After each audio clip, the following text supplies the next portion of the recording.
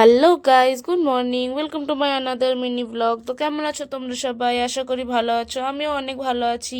তো আজকে সকাল সকাল উঠে দেখছি, কারণ ভোরবেলা থেকে নাকি অনেক বৃষ্টি হচ্ছিল, তো এরকম মেঘলা মেঘলা ওয়েদার হয়ে আছে। বা সকাল সকাল উঠে এরকম মেঘলা মেঘলা ওয়েদার দেখতেও ভালো লাগছিল। ভাবছিলাম প্রথমে খিচুড়ি বানাবো, তারপরে বাড়িতে বাবার শরীরটা ভালো নয়, তাই জন্য বানাইনি আজকে। তো এই যে ব্রাশ টাশ করে ফ্রেশ হয়ে সকাল সকাল মায়ের সাথে একটু বাজার চলে এসেছিলাম।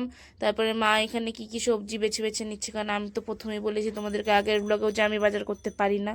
আর আমার ক্যাপসিকাম খুবই পছন্দ, ওই জন্য মাকে বললাম, মা একটু ক্যাপসিকাম নাও, তো মা নিল।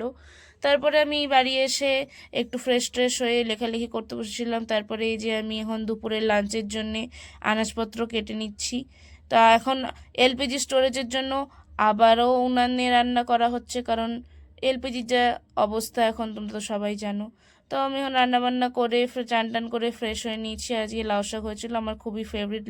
তো লাঞ্চের পরে আমি সন্ধেবেলায় সন্ধে দিয়ে একটু বেরিয়েছিলাম, পুকুর পাড়ে একটু ঘুরতে গেছিলাম। একা একা ঘরে বসে বসে ভালো লাগছিল না, বোর লাগছিল। তো বৃষ্টি হয়নি আজকে সন্ধেবেলার দিকটায়, বিকেলবেলার দিকটায় আর কি। সন্ধেবেলার দিকে আবারই বৃষ্টি এসেছিলো, তো বেরিয়ে এসেছিলাম। তারপর বাড়িতে একটু লেখাটেখা করছিলাম। তারপরে আমি যে ডিনার করে নিয়েছি, আজকে পরোটা আর সয়াবিনের তরকারি হয়েছিল। তো আজকের মতো ব্লগটা এতটাই। ব্লগটা ভালো লাগলে একটা লাইক, কমেন্ট, শেয়ার আর চ্যানেলটা সাবস্ক্রাইব করে দিও। টাটা।